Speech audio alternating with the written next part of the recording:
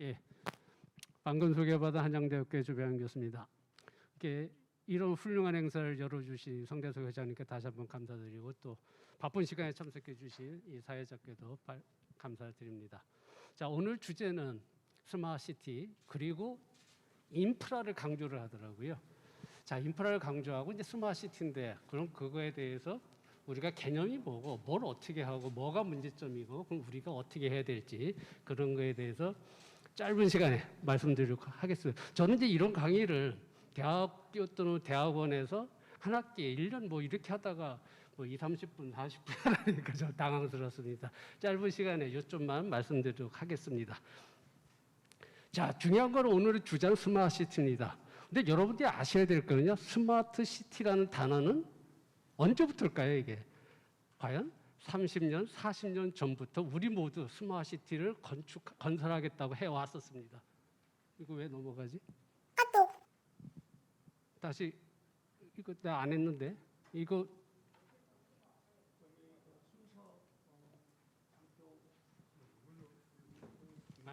이거예요? 잠깐만 어떤 거예요 이게?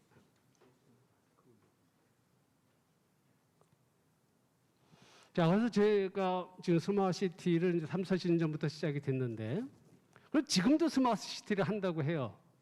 근데 아까 우리가 조명희 의원께서 말씀하시기를 스마트시티는 미래 지속가능 도시라고 하셨거든요. 그럼 자, 우리가 지금 스마트시티를 설계하고 만약에 건설한다면 미래, 즉 2030년대는 어떻게 될까를 알고서 거기에 맞게끔 설계를 해줘야죠. 그죠? 여러분, 2030년대는 여기 그림에 나와 있는 것 같죠? 일단 4차 산업혁명이 꽃을 피울 겁니다. 그죠? 지금은 시작이거든요. 그래서 저는 4차 산업혁명의 대표 상품으로서는 무인 자율 자동차가 있습니다. 4차 산업혁명의 대표 상품이에요. 자, 무인 자율 자동차 영어로 Autonomous Driving Vehicle, Autonomous Collaboration Network이라고 합니다. 자, Autonomous, 지가 알아서 스스로 목적지까지 가주잖아요. 운전자 없이. 자, 그럼 2030년대 스마트시티의 모습은요, 바로 이겁니다. 그래서 저는 제목부터 바꿨습니다. 스마트시티가 아니고 오토노머스 스마트시티입니다. 이게 4차 산업혁명에. 그 2030년대는 이 그림에도 나와 있습니다만은 지구 온난화가요 극성의 극성을 부릴 겁니다. 기상이변이 극성의 극성을 부릴 거예요. 왜? 2030년대요 북극이 완전히 녹습니다. 다 없어져요. 북극이. 그 기상이변이요 지금 생태계 변화 이거는 지금 코로나하고는 비교가 안 되는 정말 무서운 세상이 옵니다. 자, 이거를 대비하는 스마트시티여야 된다는 얘기죠. 자, 무인 자율자동차가 이제 돌아다닐 테고요. 이미 서울역의 상암동에 여러분 아시다시피 무인 자율 셔틀 돌아다니거든요.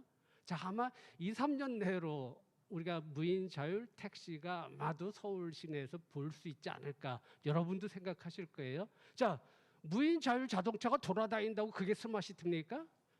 아니거든요, 여러분. 무인 자율 자동차가 돌아다닐 인프라를 건설을 해줘야 돼요. 그게 안 됐거든요. 그래서 이런 거를 만족시키는 스마트시티를 4차 산업혁명 오토노머스 스마트시티다라고 해서 짧게 또 어떻게 해야 되는지 방법론에 대해서 설명을 드리도록 하겠습니다. 자, 우리가 지금 대한민국에서 국가급 스마트시티가 딱 2개 있습니다. 국가급은요, 이 국가가 책임지고 스마트시티를 구축해 지자체가 하는 게 아니고 바로 세종하고 부산입니다. 목표도 너무 좋아요. 5년 내 세계 최고 스마트시티. 우리나라 3, 40년 동안 이 스마트시티 한 거를 보면은 비전은 되게 좋아요. 다 세계 최고예요. 다 세계 최고고 세계 최초고 뭐 이렇게 한다고 했는데 정말 그렇게 되면은 우리나라가 세계 경제를 선도할 수 있기 때문에 정말 좋거든요. 근데 과연 그렇게 됐느냐? 죄송하지만 그렇게 된 게 하나도 없잖아요. 그죠? 그 이유가 뭐냐는 거죠. 여기 이제 세종시도 그렇고 부산시도 그렇고 설계도 물론 참 잘했습니다. 여기 내용을 보셨다시피 세종시에 뭐 이제 민간 차량들 뭐 화석연료 자동차는 이제 금지가 되죠. 그죠? 그 무인 자율 차량이 돌아다닌다. 중소형 전기차가 다닌다. 또는 뭐 인공지능을 이용한 그 병원 시스템이 된다. 이렇게 돼 있잖아요. 그죠? 여러분, 자, 이게 스마트 시티라면요. 세종은 지금 국가급 신도시로서 2030년대 세계 최고라고 했는데 그러면 지금 여기서 들어오겠다는 지금 뭐 무인자율 자동차라든가 전기차를 지금 스마트시티로 돼 있는 송도라든가 뭐 동탄이라든가 해운대에다 갖다 놓으면은 그것도 세계 최고 스마트시티겠네요? 아니잖아요. 지금 기업들이 할 수 있는 서비스만 갖다 놓고 스마트시티라고 말하면은 거기부터 문제가 되는 거죠. 그러니까 스마트시티라는 건요. 스마트란 개념은 3차 산업혁명의 컴퓨터와 인터넷 기반의 매니지먼트라는 게 3차 산업혁명이잖아요. 그런데 지금도 그렇게 하잖아요. 그러니까 그러면 뭐가 잘못됐다는 거죠. 자, 스마트시티에 너무나 많은 인프라가 있어요. 그 인프라들을 어떻게 4차 산업혁명의 무인 자율자동차나 이 드론이라든가 스마트 팩토리처럼 오토노머스하게 만들어 줄 거냐. 과연 그럼 우리가 스마트 팩토리는 생산만 잘하고 수익만 발생시키면 돼요. 스마트시티는요. 스마트가 중요한 게 아니라 시민의 행복, 시민의 일자리, 시민의 경제력, 경제 활성화 이게 주가 됩니다. 자, 그걸 할 수 있는 인프라를 구축하는 게 중요하다. 그래서 여기 지금 세종 부산시도 물론 잘하고 있고 로봇이나 뭐 이런 것들 이게 지금 중요한 게 아니고 인프라 자체가 지금 여기서 세종이나 부산에서 이렇게 하지만요. 그럼 이게 여러분 두바이보다 더 잘하고 있나요? 지금 사우디에서 네옴 스마트시티 해가지고 600조짜리 스마트시티 하고 있거든요. 걔들이 있는데 어떻게 세계 최고라는 단어를 붙일 수 있나요? 걔들이 하지 못하는 컨텐츠와 아이디어가 창의적으로 들어가 줘야죠. 그럴 때 세계 최고 스마트시티가 세종 부산에서 될 수 있다고 저는 생각합니다. 자, 근데 스마트시티뿐만 아니라 이게 해가 바뀌면서 말이 바뀌어요. 오늘 갑자기 블록체인 시티를 또 한대요. 자, 블록체인 시티 중요하죠, 그죠? 지금 여기 보셨다시피 중국은요, 이 랑팡이라든가 슝안신구가 우리나라의 국가급 신도시라고 해가지고 시진핑 대통령이 직접 관할하는 이 블록체인 스마트시티를 이더리움의 회장하고 MOU 맺고 하고 있거든요. 제가 그 앞에서 당당하게 말했습니다. 블록체인 스마트시티는 실패한다. 이분들이 하고 있는 우리나라도 여러분 아시다시피 부산의 해운대라든가 부천이라든가 서울이라든가 여러 군데서 블록체인 스마트시티 하거든요. 여러분 지금 비트코인 가격이 오늘 얼마까지 갔습니까? 거의 6천만 원 가까이 올라왔죠. 그죠? 뭐 최대 8천만 원까지 뭐 1억까지도 간다고 하잖아요. 자, 그럼 블록체인은 어떻게 될까? 기축 통하는 비트코인하고 이더리움이 될 수밖에 없어요. 그 비싼 걸 가지고 스마트시티에 블록체인 가지고 기반으로 해서 뭘 하겠다. 페이먼트만 지금 하는 거잖아요. 우리가 도시의 스마트시티에서 페이먼트가 다인가요? 시민의 일상생활은 그게 아니잖아요. 그거를 블록체인으로 어떻게 할 거냐. 그러니까 그거를 좀 더 고민하고 그걸 어떻게 할 거냐는 조금 이따 제가 설명을 드리도록 하고요. 두바이에서도 블록체인을 지금 하고 있습니다. 블록체인 스마트시티를. 그거는 IBM이 주관돼서 하고 있거든요. 걔들도 마찬가지예요. 페이먼트 쪽만 지금 하고 있는 거거든요. 자, 또 어느 날 갑자기 국토교통부에서 2022년 세계 최초 수소도시를 구축을 하더라고요. 정말 이거 필요한 거죠, 그죠? 정말 이렇게 국가에서 국토교통부에서 미래를 보고 이런 거 한 거 참 잘하는 거죠, 그죠? 근데 이게 수소도시가 아시다시피 지금 울산, 창원, 안산을 대표적으로 지금 국가급에서 수소도시를 하는 건데 그런데 이제 이 그림에서 보셨다시피 수소 생산부터 이송부터 저장하는 이 인프라들을 혹시 이런 도시에서 테스트 베드를 하려고 하는 거라면 이건 잘못된 거죠, 그죠? 그러니까 수소도시는 아마 지구온난화 때문에 여러분 반드시 가야 되는 방향이에요. 그런데 이거를 스마트시티는 따로 가고 수소도시 따로 가는 형태로 가면은 이거는 잘못된 거죠. 그리고 여기서 이제 수소가 이제 우리 지금 여러분이 지금 가정에서 쓰는 LPG 가스처럼 지하에 다 이제 가스관이 이제 이송시킬 거예요, 그죠? 그 여기서 수소입니다. 이거는 안전을 어떻게 하겠다. 이 인프라를 어떻게 하겠다. 스마트 시티 개념에서 그런 게 좀 더 필요하지 않을까 생각이 듭니다. 또 언제 시간이 되니까 ESG라는 단어가 또 많이 뜨더라고요. 그러니까 ESG가 뜨니까 모든 기업이 됐건 뭐 공주직이 됐건 사조직이 됐건 이제 ESG를 해야 된다. 그러니까 ESG는 뭐 제가 봐도 너무나 중요합니다. 아시다시피 환경이죠. 이 environment 환경이니까 환경에서 여기 나와 있는 여러 가지 내용들을 당연히 해야 되고요. S social. 자, social도 중요하죠. 왜? 우리가 지금 여러분들 지금 4차 산업혁명의 문제점이 있습니다. 4차 산업혁명 문제점 플랫폼 경제로 가면서 아시다시피 우리나라만 보더라도 쿠팡이라든가 카카오라든가 네이버가 상권을 독점을 하잖아요.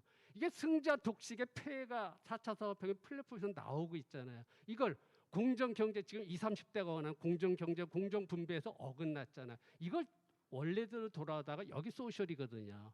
그러면서 거버넌스에서 올바른 의사결정 구조를 갖자. 그러니까 ESG는 기업 경영에 필요한 게 아니라 스마트시티 운영에 절대적으로 필요한 겁니다. 아까 말씀드렸잖아요. 스마트시티에 모든 시민이 행복해야 돼요. 모든 시민이 행복하되 어떤 행복을 공정 분배를 해야 돼요. 그러니까 ESG 개념에서 스마트시티를 구축을 해야 됩니다. 이런 개념에 전 세계 하는 데가 아무도 없거든요. 그러니까 여러분들이 하는 스마트시티에서는 ESG 개념의 스마트시티를 오토노머스하게 4차 섭외 하시면은 세계를 선도하는 대한민국 강국이 될 것 같습니다.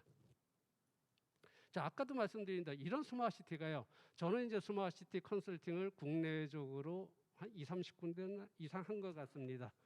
뭐 최근에 이제 저한테 부탁한 사람 중에 하나, 여기 네옴 스마트시티가 있습니다. 여러분, 스마트시티 하면 세계 최고로 잘 된 데는 누가 뭐래도 두바이죠. 정말 그 멋진 건물들 너무나 멋있잖아요, 그죠? 그러니까 어느 나라가 스마트시티 제 컨설팅한테 너 이거 두바이보다 더 잘했냐?라고 제가 물어보면은 그렇다라고 대답하는 컨설턴트 뭐 설계자 없습니다. 근데 두바이는 아랍에미레이트죠. 그런데 이 중동의 맹주는 사우디아라비아다 보니까 사우디아라비아의 자존심이 상해가지고 스마트시티를 세계 최고로 정말 짓겠다 하는 게 네옴 스마트시티입니다. 예산만 잡힌 게 2017년도에 600조였어요. 600조. 세계 최대 사업입니다. 지금은 이제 올라가서 한 750조 되고 제가 볼 때 이제 이게 시공 단계에 들어가면 아마 1000조 가까이 되리라고 저는 생각합니다. 근데 이 네옴 스마트시티도 저 설계 내용이 요 밑에 적혀 있거든요. 우리나라 세종이나 부산처럼 인공지능이라든가 여기 드론이 들어와 있죠. 그러니까 스마트 파밍이라든가 카트 등등 서비스만 들어와지 인프라가 하나도 안 바뀌었어요. 얘들도. 왜? 모르니까. 그걸 해본 설계자가 없거든요. 그러니까 그게 뭐냐는 거죠. 이제 그거를 갖다 제가 설명을 드리고요. 밑에 그 왼쪽에 밑에 있는 그림은 뭐냐면은 싱가포르 옆에 말레이시아에서 스마트시티를 건설한 포리스트 스마트 시티입니다. 포리스트 스마트 시티 해가지고 여러분 싱가포르이 땅이 작잖아요. 그러니까 싱가포르 섬에서 딱 5km 떨어져서 포리스트 스마트 시티를 구축했어요. 5km. 이거 성공이 보장되잖아요. 결론 실패했습니다. 부도났습니다. 이거 예산이 250조, 300조 되는 사업이었었거든요. 정말 설계 잘했어요. 뭐 전 세계 IT 기업, 중국의 유명한 기업 뭐 한 60개 이상이 컨소시엄 해가지고요. 정말 잘했어요. 실패했어. 왜? 컨텐츠가 4차 산업이 하나도 없었어요. 그러니까 당연히 부도날 수밖에 없었습니다. 그러니까 이게 미래라는 거죠. 그러니까 스마트시티가 중요한 게 아니라 시대가 요구하는 4차 산업 기술에서 시민들의 행복, 시민들의 권리 이게 보장이 되는 스마트시티가 뭐냐는 거죠. 자, 그거를 한번 설명해 드리도록 하겠습니다. 근데 이 주 이유 중에 하나가 뭐냐면요. 제가 이제 4차 산업혁명이라든가 스마트시티를 보면서 컴퓨터와 인터넷은 다 아니까 매니지먼트 하는 거는 다 돼요. 그런데 4차 산업혁명은 자 무인 자율 자동차처럼 센서가 들어와 가지고 그죠? 라이다 센서라든가 영상 센서라든가 가속도 센서, 얘 센서가 앞차와의 거리, 앞차의 속도를 다 계산을 해서 지가 인공지능 판단을 하잖아요. 스마트시티도 오토노머스하게 이게 되는데 교량이라든가 교통이라든가 철도라든가 지하철이라든가 환경이라든가 상하수 이게 다 되는데 이거를 해본 경험이 없고 이 첨단 기술을 설계자가 아직 그분들이 학교 다닐 때 그런 걸 배운 적이 없잖아요. 4차 산업혁명 배운 적도 없고 그러다 보니까 실패하고 있습니다. 이 4차 산업혁명은 초연결, 초융합, 초지능이라고 하잖아요. 초연결을 뭐로 하냐면요. 초연결을 사물 인터넷 센싱 시스템으로 합니다. 사물 인터넷 센서 가지고 하는 거거든요. 그러니까 사물 인터넷 센서를 가지고 센싱망을 구축한 다음에 그다음에 통신망, 센서망이 접속망이 구축되고 그다음에 플랫폼이 개발된 이 순서를 해야 하는데 이거에 대해서 경험이 아무도 해본 사람이 없는 거예요. IT 쪽도 없어요. 그러다 보니까 좀 실패라는 거거든요. 자, 그래서 핵심 기술에 대한 이해 부족이 지금 이와 같이 실패를 하고 있다. 그러니까 이건 이제 단지 우리나라만 그런 게 아니에요. 전 세계 똑같아요. 제가 그 아까 말씀드린 두바이도 그렇고요. 이 약간 네온 스마트시티도 마찬가지예요. 그냥 이 기업이 할 수 있는 뭐 우리나라도 스마트시티 지금 아까 말씀드렸던 세종이나 부산 보게 되면 SK나 LG라든가 삼성이 할 수 있는 인공지능 서비스, 뭐 무인자율 자동차, 현대가 이런 것만 들어오잖아요. 인프라 자체에 융복합은 하나도 안 돼 있잖아요, 그죠? 그러니까 그거를 하는 게 핵심이고 그거에 있어서 문제점이 있었다라는 거를 중요시하고요. 여기 이제 보셨다시피 오늘의 주제가 인프라가 되기 때문에. 인프라에는 사실 한 두 가지가 크게 있습니다. 형이상학적으로 아까 말씀 시민들을 어떻게 행복하게 해줄 것이냐, 복지라든가 교육이라든가 일자리라든가 안전이라든가 이런 건 다 형이상학적인 인프라고요. 형이하학적 시설 인프라에 들어가게 하면 뭐 교통부터 상하수, 쓰레기 이런 게 다 들어오게 됩니다. 자, 그런 것들을 4차 산업혁명에 오토노머스하게 플랫폼 개념으로 하게 되면요. 여러분 지금 구글이나 인텔은 통신이라든가 스마트폰이라든가 인터넷에서 플랫폼을 가지고 세계를 석권하고 있잖아요. 지금 이런 인프라 부분의 플랫폼은 아무도 없습니다. 여러분의 미래 사업으로서 정말 추천드리고 싶은 그런 사업이 될 것이고 여기 나와 있는데도 인프라를 시설적인 면에서만 보면 안 되고 형이상학적으로 시민들이 원하는 건 일자리예요.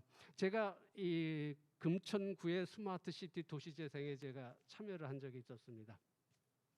거기 이제 설계를 해가 어쩌고 저쩌고 했더니 거기서 금천이니까 그 구로구 이 가난하시 좀 경제력이 약한 분들이요 스마트시티가 구성되니까 어떻게 해요? 거기서 스마트시티 멋있는 스마트시티에서 잘 살아야 되는데 집값이 올랐으니까 팔고 이사.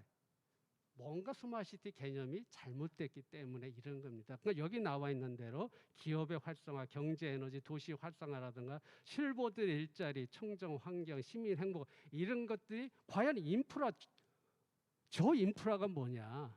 이거를 설명하려면 시간이 뭐 한두 시간 가지고 안 되잖아요. 그래서 생략하고 자 이런 것들이 중요하다라고 보시면 될 것 같습니다. 그래서 이제 4차 산업혁명 시대 스마트시티는 우리 도시 문제를 다 풀어야 돼요. 그래서 이제 이 4차 산업혁명 시대이기 때문에 2030년대 핵심 기술이 되는 양자 컴퓨팅에 의해서 모든 것이 바뀌게 됩니다. 그러니까 여러분이 알고 있는 4차 산업혁명 기술에 양자 컴퓨팅이 들어가게 되면은 5차 산업혁명으로 바뀌게 되거든요. 그건 조금 이따 설명드리고 그리고 여러분 2030년도에 아시는 분이 있을지 모르겠는데 여러분들 안 죽습니다. 무슨 얘기냐면요. 구글이 지금 칼리코 프로젝트를 하는데요. 인간 수명 500세가 목표입니다. 그 지금 연구를 2014년부터 했고요. 2029년 정도에 끝나는데 지금 한 3조 정도 투입해서 거의 성공 단계에 갔어요. 인간 수명 500세가 돼요. 그게 2030년도까지는 되거든요. 여러분 구글이 실패할 거 예상하고 뭐 몇 조를 투입하네? 됩니다 이게. 문제는 이제 그것뿐만 아니라 인공지능이 발전하면서 여러분의 두뇌보다 더 똑똑해지는 싱귤레리티를 넘어서면서요.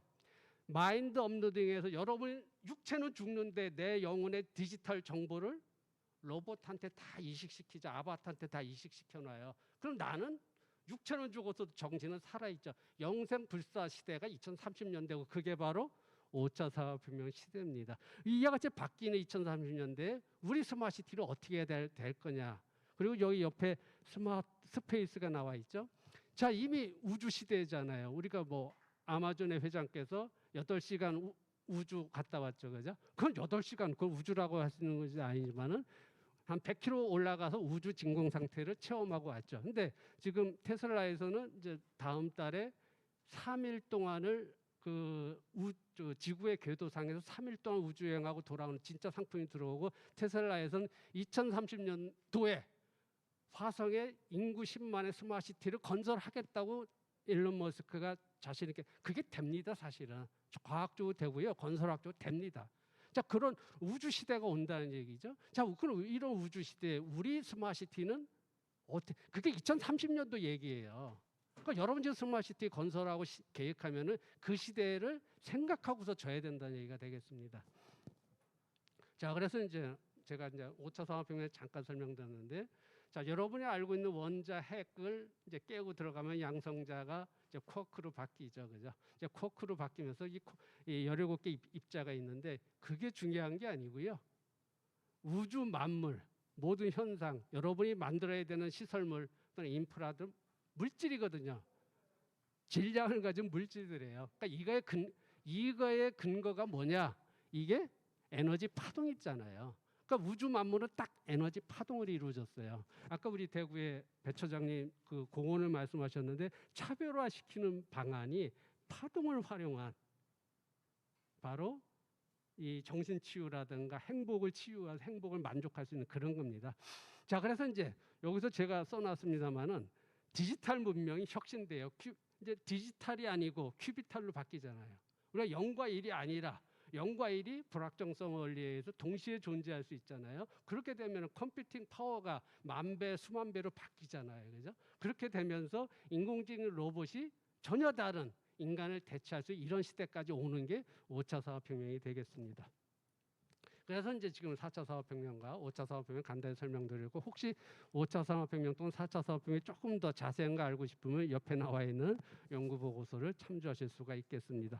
자, 이 5차 산업혁명은 디지털 문명이 혁신을 돼서 큐비탈로 되는 게 가능해지면서 인류 문명이 2.0이 돼요. 전혀 다른 문명이 오거든요. 왜?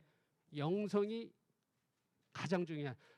이 IT 시대에는 디지털로서 이 정보통신으로 이루어졌잖아요. 5차 산업혁명은 의식과 영성이 주인이 되는 그런 혁명이 되겠습니다. 자, 그래서 이제 말씀드린 대로 2030년대 스마트시티는 지구온난화가 가장 이제 중요한 문제가 되기 때문에요. 뭐 여러분 이거 제가 볼 때 이거 상상을 초월합니다. 제가 지금 연구하고 있는 거 보면요. 2030년도에 지구 빙하기가 온다는 연구 보고서가 세계에서 나온 게 한 서너 개가 있습니다. 미국, 호주, 영국 뭐 이쪽에서 나온 게. 빙하기가 올 가능성이 있다. 기상이변이 급변을 하거든요. 그럼 지구 빙하기가 아니라 지구 열악이라고 표현하는. 왜 여러분 지금 시베리아가 올 여름에 영상 20도, 30도까지 올라갔잖아요. 시베리아가. 그리고 북극의 그린란드에 비가 왔다. 그러니까 비가 녹는 속도가 2030년대 되면 그러니까 북극 곰은 어디가 있어야 돼요? 당연히 멸종이죠. 자, 이런 시대에 우리가 스마트시티를 지구온난화가 극심을 부렸을 때 우리가 어떻게 대응할 거야? 극심 부렸다는 얘기가 뭐냐면요. 이 2달 전에 중국 장저우에 1000년 만에 폭우가 왔다고 언론에 나왔죠. 1000년 만에 폭우가 뭐냐면요. 1시간의 강우강도가 여러분 우리가 평균치가 이렇게 올 때 보통 5mm, 10mm 오고 30mm만 와도 폭우라고 해요. 거기는 중국 장저우는 201mm가 1시간에 왔습니다. 1시간에 201mm.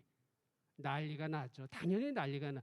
자, 그럼 이게 중국 장저우만 그렇게 당할 수가 있나요? 우리나라도 2030년도 전에 그런 일이 벌어질 수도 있다는 얘기죠. 이와 같은 극심한 환경 변화에 대해서 리질리언트한 치유될 수 있는 스마트시티를 어떻게 설계할 거냐가 밑에 나와 있습니다. 자, 이제 교통이 확 변하죠. 그러니까 여러분들이 이제 대표적으로 자, 후라잉카, 자, 무인자율 자동차. 자, 이게 들어오는 건 좋고 하이퍼루프도 들어올 수 있고 무인자율 선박도 들어올 거고 우주선도 이제 들어올 수가 여러 가지가 있습니다. 중요한 건 뭐예요? 밑에 나와 있는 그림. 인프라가 지금 안 바뀌고 있잖아요. 인프라가. 자, 도로가 됐건 철도가 됐건 지하철이 됐건 항만이 됐건 공항이 됐건 이것들이 3차 산업혁명 개념의 스마트 매니지먼트만 지금 하고 있잖아요. 저 교통 차량들과 어떻게 이거를 우리가 교통 인프라를 구축할 것이냐. 이게 굉장히 중요하다는 얘기죠. 따라서 여기 나와 있는 것과 같이 자, 무인 자율 차량이 지금 생각보다 조금 늦게 들어오지. 이유는 뭐예요? 왜 가끔 사고가 나잖아요. 지금 인사사고가. 근데 이건 차량만이 센서 기반화해서 로봇화를 했어요. 그죠? 차량만. 만약에 도로 자체를 4차 산업혁명 맞게끔 센서를 집어넣어서 도로가 판단을 해서 그 정보를 무인자율 차량에 준다면은 무인자율 차량 더 안전해지죠. 그러니까 지금 우리가 2030년대 스마트시티를 여러분이 해야 된다면은 인프라 자체, 도로 자체가 스마트하게 밑에 나와 있는 것과 같이 바뀌어야 된다는 얘기죠. 자, 그런 인프라들이 뭐 도로 자체에다가 사물 인터넷이라든가 인공지능이라든가 뭐 이런 것들이 전혀 지금 안 되고 있다. 자, 이런 것들이 문제가 되는 거다. 자, 요건 제가 최근 뭐 한 달 전에 특허가 나왔는데 이 교통 인프라입니다. 뭐 여러분이 알고 있는 사물 인터넷, 메타버스, 블록체인, 인공지능에 들어서 교통을 어떻게 할 것이냐 거에 대한 특허가 있으니까 한번 읽어보시고요. 자, 그래서 이제 이와 같이 2030년대 말씀드린 대로 인공지능 로봇이 너무나 발전하고 죽지 않는 인간이나 우주도시, 핵융합 에너지 시대가 이렇게 오고 있거든요. 여기 뭐 나와 있는 대로 저 로봇 소피아 또 미스터한 여러 가지 이제 휴머노이드 로봇이 나오는데 저것 쟤들이 이제 두뇌를 갖고 감정을 갖는다는 게 이게 문제가 돼요. 그러다 보니까 이게 이제 여러분도 알다시피 유전자 복제 클론과 쟤들이 경쟁을 하게 됩니다. 그럼 잘못하면 인간은 노예가 될 수가 있고 이런 사회가 지금 오고 있고요. 우리나라는 뭐 보는 사람이 많으니까 잘못하자. 중국 같은 나라 보는 사람 보자. 제대로 하고 있단 말이에요. 그게 더 문제가 되는 거죠. 자, 그래서 이제 이와 같은 4차 산업혁명의 스마트시티, 뭐 말씀드렸던 대로 어떤 플랫폼이 됐건 프로토콜이 됐건 이걸 하기 위해서는 자, 이런 개념이 경제 개념이 바뀌었거든요. 생산과 소비를 하는 1차 산업혁명이 아니고 지금 4차 산업혁명, 5차 산업혁명 시대이기 때문에 여기 나와 있는 경제 개념이 다 스마트시티에 도입이 돼야 됩니다. 인프라와 얘들이 합쳐져야 돼요. 인프라만 들어와가지고 이용이 안 되거든요. 그러니까 이것이 인프라가 성공적으로 도입되기 위해서 플랫폼이 돼야 돼. 플랫폼도 이제 아까 말씀드린 승자 독식의 폐해가 있기 때문에 여기 중간에 나와 있는 프로토콜 개념으로 바꿔서 센서 기반의 프로토콜을 바꿔서 스마트시티에 장착이 될 때 그 스마트시티가 성공할 수 있다라고 보시면 되겠습니다. 자, 그래서 이제 블록체인 스마트시티도 블록체인의 P2P가 아니라 C2C로 해서 블록체인을 조금 변형을 시켜야 됩니다. 그게 사실 체인이라고 합니다. 그러니까 사실 체인을 보게 되면은 자, 블록체인 데이터가 가장 중요하잖아요. 근데 4차 산업혁명 개념에 데이터가 어디서 와요? 지금은 페이먼트에서만 오는 거잖아요. 그죠? 그게 아니라 앞으로 사물 인터넷, 인공지능, 메타버스에서 데이터가 딱 넘어오잖아요. 그걸 블록체인으로 하는데 블록체인에서 우리가 그 제2세대 화폐 이더리움 같은 경우에는 스마트 컨트랙트가 들어가서 여러분들이 봉사를 했다 또는 인프라에서 무슨 뭐 어떤 관리를 잘했다 어떤 착한 일 사회에 도움이 되는 행위를 했을 때 보상을 해주거든요. 탈중앙화 돼가지고 공정 경제 공정 분배를 할 수 있는 게 블록체인이기 때문에 블록체인을 C2C와 IF 개념에서 ICO가 아니라 IF 프리 개념으로 해가지고 하게 되면은 블록체인 스마트시티도 성공할 수가 있다라고 보시면 되겠습니다. 자, 그래서 그거를 제가 조금 자세하게 이렇게 써놨습니다. 4차 산업혁명에 말씀드린 오토노머스 무인 자율 지능화 도시로서 ESG와 수소 도시 개념을 다 해가지고 이와 같이 설계하면 될 것 같습니다. 그러니까 사물 인터넷으로 인프라가 다 바뀌고 메타버스를 통해서 가상 공간과 실제 공간에서 시민들이 참여할 수 있는 시민들이 적극적으로 보상받을 수 있는 길을 열을 수가 있고 그리고 친환경 개념, 블록체인 개념, 인공지능 개념이 돌아가는 이와 같은 도시를 성공적으로 구축할 수 있을 것 같습니다. 자, 그 이렇게 되는데 가장 큰 문제가 뭐냐면요. 실패하는 이유가 아까 말씀드린 대로 무인 자율 자동차가 성공한 이유는 센서가 없으면 무인 자율 자동차가 존재를 못하죠. 센서 때문에 무인 자율 자동차 성립이 된 거예요. 근데 지금 전 세계적으로 스마트시티 하면서 스마트시티 들어가는 도로라든가 철도라든가 인프라에 들어가는 센서는 없죠. 계측기만 있잖아요. 그래서 모니터링 하잖아요. 지금도 모니터링 해요. 옛날하고 다른 점 지금 무선 모니터링 하는 거로 바뀐 것밖에 없거든요. 센서가 필요한 겁니다. 저는 센서 특허만 11개를 가지고 있기 때문에 저는 뭐 스마트시티에 성공적으로 누가 뭘 해달라 다 성공시킬 자신이 있거든요. 가장 중요한 게 지능화 센서입니다. 저 지능화 센서라든가 저는 이제 IT 쪽을 하다 보니까 유비쿼터스라는 개념은 언제 어디서나 다 된다 그랬잖아요. 그런데 센서가 물 속에서 안 돼요. 땅 속에서 안 되잖아요. 그거 되는 센서가 다 이제 특허로 제가 가지고 있고 지금 하다못해 뭐 코로나 감염병 센서까지 여러 가지에서 11개 센서들이 있으니까 여러분들이 4차 산업혁명 오토노머스 플랫폼 프로토콜을 구축하고 싶으신 분은 상의 주시면은 제가 도와드리도록 하겠습니다. 이거 제가 여러분들 너 저 말만 하지 말고 실제 보여달라. 이거 실제 제가 구축한 겁니다. 교량을 오토노머스란 것 결론은 뭐냐면요. 살아있는 생물체처럼 만드는 거예요. 그러니까 교량이 지가 판단을 하는 겁니다. 그러니까 교량이 여러분 성수대교 붕괴 사건을 보게 되면 성수대교가 중간에서 똑 떨어져 가지고 자동차 출근하는 버스가 그 안에 빠졌잖아요. 그래서 많은 분들이 생명을 잃었잖아요. 그죠? 그건 모니터링을 했잖아요. 이 교량이 이제 센싱을 해 자기가 예측을 하죠. 예측을 해가지고 위험하면 어떻게 해야 돼요?